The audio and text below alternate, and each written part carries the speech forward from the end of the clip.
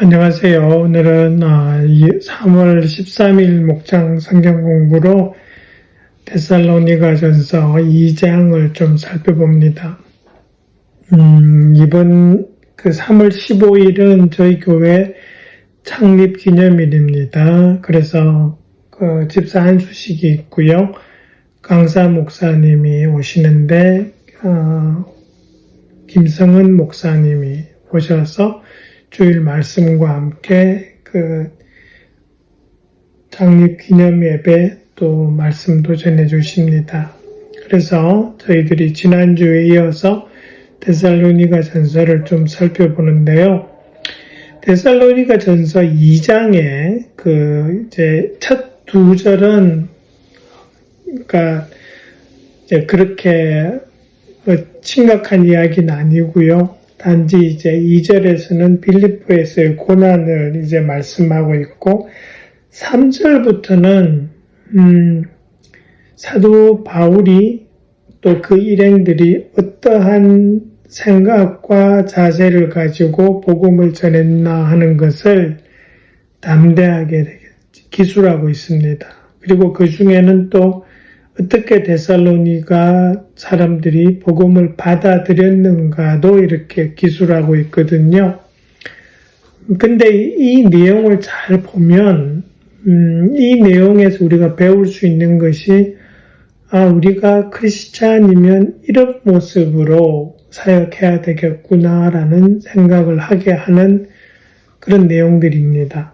그래서 이거는 한 번쯤 이렇게 읽고 지나가는 게 아니라 마음에 두고 새기고 우리가 본받아야 할 그런 내용이라고 볼 수 있습니다. 그래서 그것들을 한번 살펴보는데요. 먼저 이제 2절에서 저희 나누어드린 목장 19형 교환에는 2절이 적혀 있지 않은데 2절에서 사도 바울이 뭐라 그러냐 하면 빌립보서에서 고난과 모욕을 당하였으나 이렇게 되어 있습니다. 그죠? 이것은 사도행전 16장에 나오는 내용을 이야기하는 겁니다. 거기에 12절부터 이렇게 16장 12절부터 보면 이제 빌립보에 이르렀고 거기서 이제 루디아라는 여자에게 복음을 전하고 그러고 난 다음에 어떻게 되냐 하니까 거기에 이제 귀신 들려서 점치는 여종이 있었는데 그 여종이 바울 일행을 따라다니면서 귀찮게 했어요. 그래서 사도 바울이 꾸짖습니다. 그 귀신을. 그래서 귀신이 나갑니다. 여자한테서. 그러다 보니까 이 여종이 예언을 못하게 되는 거죠. 그러면서 이제 자기 돈벌이가 안 되니까 사도 바울과 그 일행을 고발하고 그래서 사도 바울이 감옥에 갇히는데 매도 맞죠. 그죠? 그게 이제 22절, 23절에 나옵니다. 그런 내용들이죠. 그러니까 자신들이 매 맞고 감옥에 갇힌 그런 일들을 이제 이야기하고 있고요. 그 다음에 이제 3절하고 4절은 사도 바울이 복음을 전하는 기본 자세를 딱 두 절에 요약해 놓은 겁니다. 거기 보면 이렇게 되어 있습니다. 두 가지 자세로 사역을 했는데 불손한 마음이 없었다라는 겁니다. 잘못된 생각이나 불손한 마음, 속임수로 하는 게 아니라는 겁니다. 근데 어떤 거냐 하니까 하나님한테 검증을 받아서 그대로 복음 전했다는 겁니다. 그리고 사람의 환심을 사려고 하는 것이 아니라 하나님을 기쁘게 해드리려고 사역했다라고 합니다. 이제 그런 사역의 자세가 3, 4절에 나오고 그리고 그러한 사역의 자세의 그 실질적인 예가 5절부터 이제 12절 사이에 쭉 나옵니다. 그래서 우리도 이 사역의 기본 자세, 우리 마음이 깨끗해야 된다는 거죠. 사역하는 의도가 깨끗해야 되고, 그리고 우리가 전하는 복음이 하나님께 검증을 받은 그러한 복음을 전해야 되고, 그리고 사람의 환심을 사려고 그렇게 하는 것이 아니라 하나님을 기쁘게 해드리려고 사역하는 그런 기본 자세를 우리가 가져야 된다고 하는 건데, 거기에서 한번 좀 더 살펴보고 싶은 것이 4절에 나오는 하나님께 검증을 받아서라는 뜻인 겁니다. 이거는 뭐냐 하면 하나님과 항상 소통하고 있다라는 거예요. 그러니까 성령의 인도하심을 받는다라는 거죠. 이렇게 해도 되겠습니까? 이렇게 사역해도 되겠습니까? 그러면서 이제 복음을 전했다라는 겁니다.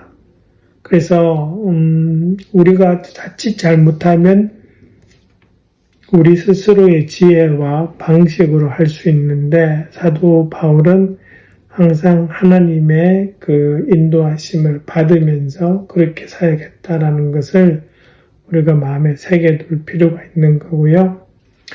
그러면서 4절에서 그렇게 끝나죠. 하나님을 기쁘게 해드리려고 했다라는데, 근데 그 기쁘게 해드리는 모습을 5절에서 딱 이야기합니다. 어떻게 하는 것이 하나님을 기쁘게 해드리는 거냐? 두 가지가 나오죠. 아첨하는 말을 하지 않았다라는 겁니다.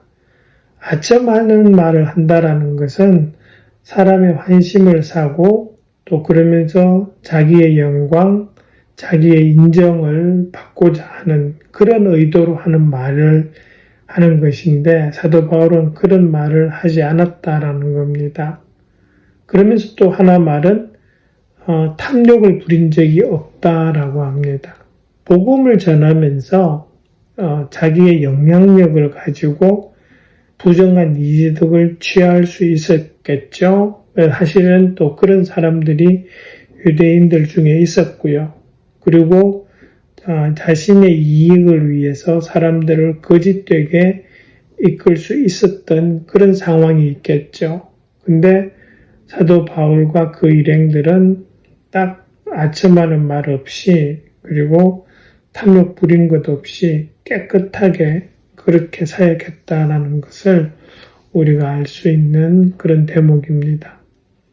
그 다음에 7절, 8절에는 뭐라 그러냐 하면은 그리스도의 사도로서 권위를 주장할 수도 있었는데 그렇게 하지 않고 다르게 처신했다라고 나옵니다. 거기에 딱 그 표현이 그런 게 있죠. 어머니가 자기 자녀를 돌보듯이라는 표현입니다. 그러니까 어머니는 권위를 주장하지 않습니다. 그죠? 대신 사랑하는 마음으로 보살피고 순하게 그렇게 대합니다. 권위 대신 사랑과 섬김으로 그렇게 복음을 전했다라는 거죠. 근데 그게 어떻게 가능했느냐라고 할 때 8절에 이유가 나오죠. 그러니까 여러분이 우리에게 사랑받는 사람이 되었기 때문이다. 그러니까 다시 말해서 나한테, 사도 바울에게 다른 사람을 사랑하는 그 사랑의 마음이 있었고, 그런 사랑하는 마음을 바탕으로 해서 목숨까지 내줄 생각이 있었다. 그러니까 희생하는 마음이 있었다라는 거죠. 그러니까 이제 그러한 마음으로 권위 대신 사랑으로 유순하게 섬기는, 그렇게 해서 희생하는 그러한 모습으로 복음을 전했다라는 겁니다. 사실 이것이 우리 교회에서 많은 분들이 VIP를 섬기는 모습이고, 목자 목녀님들이 목장 식구를 섬기는 모습이라고도 할 수 있겠습니다. 그죠? 그러면서 9절에 가면은 그렇게 되어 있습니다. 여러분 가운데 아무에게도 폐를 끼치지 아니하려고 밤낮으로 일을 하면서 복음을 전파했다. 이렇게 되어 있습니다. 사도행전 18장을 보시면은요, 여러분, 그 사도 바울이 그 브리스길라와 아굴라를 만나는 장면이 나옵니다. 그때 거기 돼 있죠. 2절에 18장 2절에 보면 아굴라는 글라우디오 황제가 모든 유대 사람에게 로마를 떠나라는 칙령을 내렸기 때문에 얼마 전에 그의 아내 브리스길라와 함께 이탈리아에서 온 사람이다. 지금 여기가 고린도잖아요. 그죠? 거기서 이제 사도 바울이 만나요. 아굴라하고 브리스길라를. 근데 3절에 보면 생업이 같다 그래요.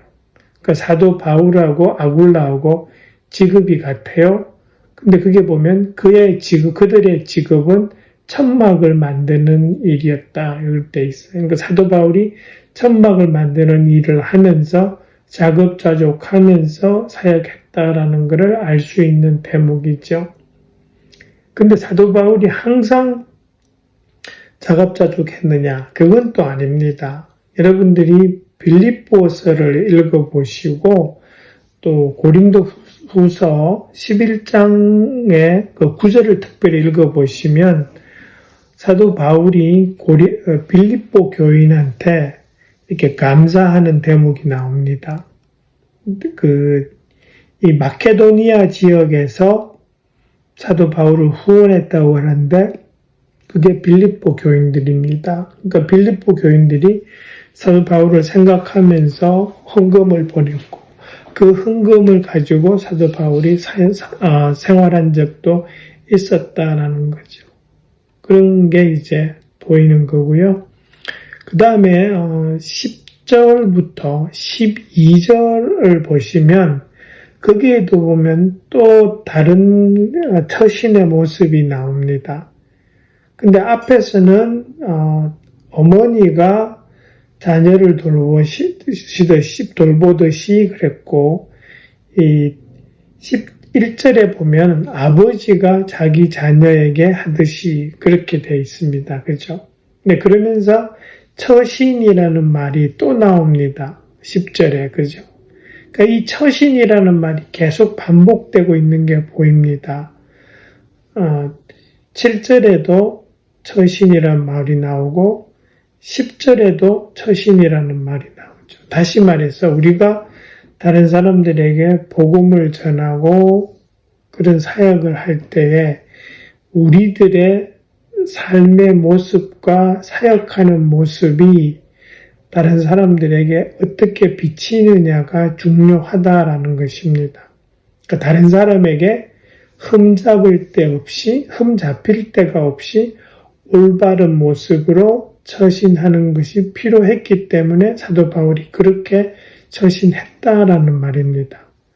근데 이 처신이 왜 중요한가 하면 사도 바울은 다른 사람들이 지금 자기가 전도하는 사람들이 자신들의 모습을 보면서 그것을 본받아서 하나님께 합당하게 살아가기를 원했기 때문이라는 거죠. 그러니까 모델링을 하기 위해서 그렇게 처신을 바르게 했다라는 것을 우리가 알 수 있는 대목입니다. 그래서 우리가 목장에서도 잘 해야 되겠지만 VIP 전도할 때에도 말로만 전도하는 것이 아니라 우리의 처신이 흠잡힐 때가 없어야 된다라는 것을 우리가 항상 염두에 두고 있어야 되겠다라는 말씀입니다.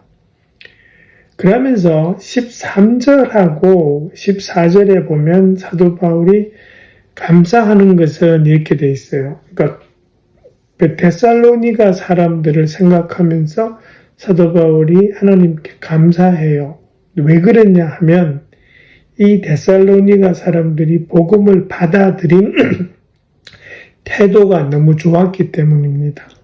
그래서 두 가지 태도를 이야기합니다. 사도 바울이 그 두 가지가 뭐냐 하면 첫 번째는 복음을 사람의 말로 받아들이지 않고 하나님의 말씀으로 받아들였다는 것이고요.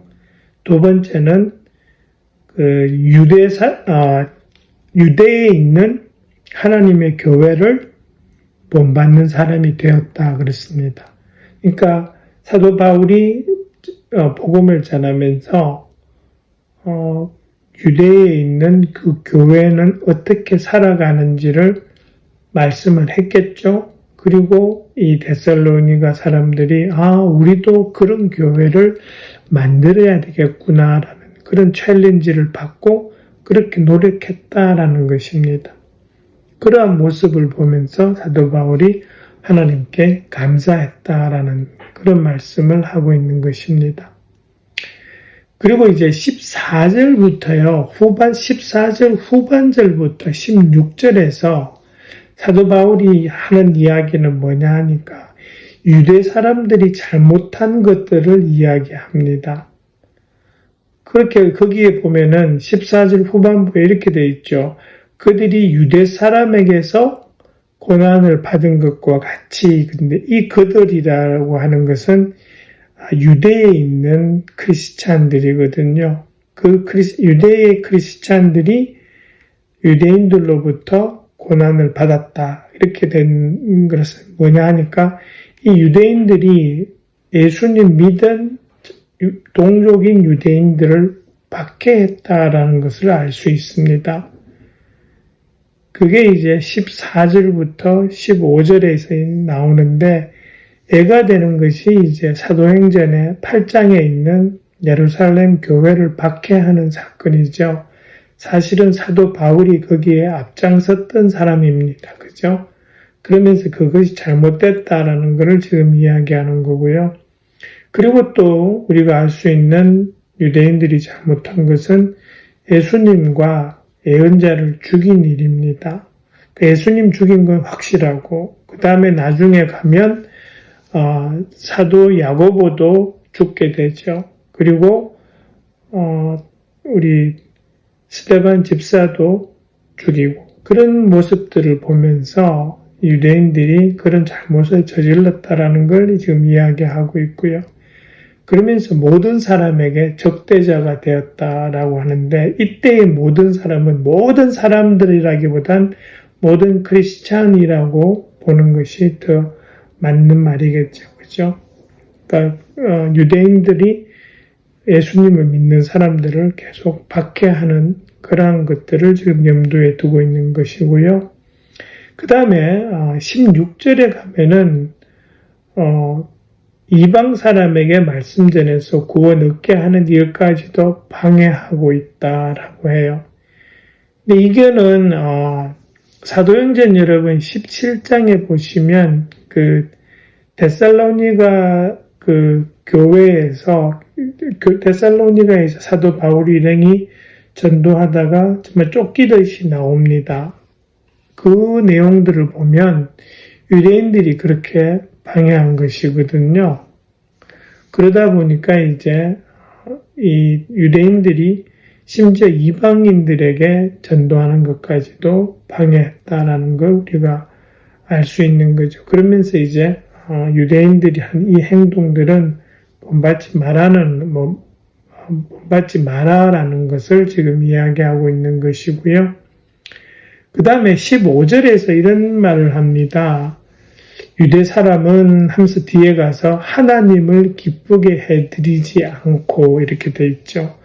하나님을 기쁘게 해드리지 않는 일이 뭘까를 한번 생각해 보죠. 가장 기본적인 것이 뭐냐?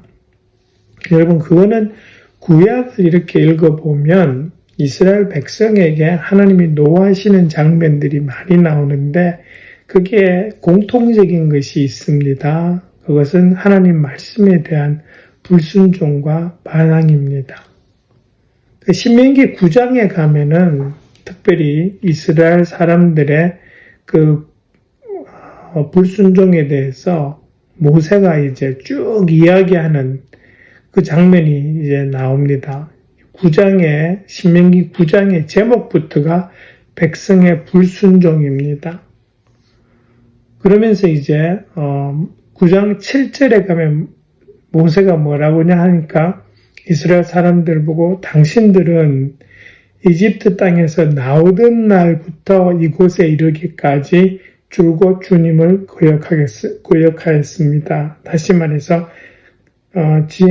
그 이전 한 40여 년간 계속적으로 이스라엘 백성들이 불순종했다라는 것을 모세가 지금 고발하고 있는 겁니다.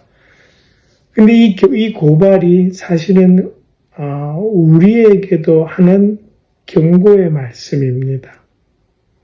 그러니까 이스라엘 백성이 불순종하고 반항해서 벌받은 것처럼 우리도 똑같이 하나님 말씀에 불순종하고 반항했을 때 거기에 딸려오는 벌이 있다라는 걸 지금 우리가 알 수 있다라는 거죠.